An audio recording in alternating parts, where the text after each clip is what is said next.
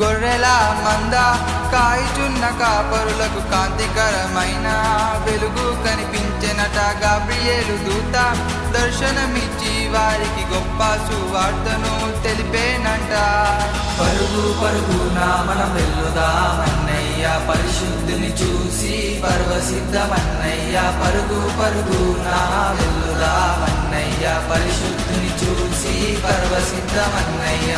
పరమును విడచి వచ్చాడంట, పశుల పాకలో పుట్టాడంట. ఊరంతా చాటేదాము, సంబరాలతో సందడి చేద్దాము. పరమును విడచి వచ్చాడంట, పశుల పాకలో పుట్టాడంట.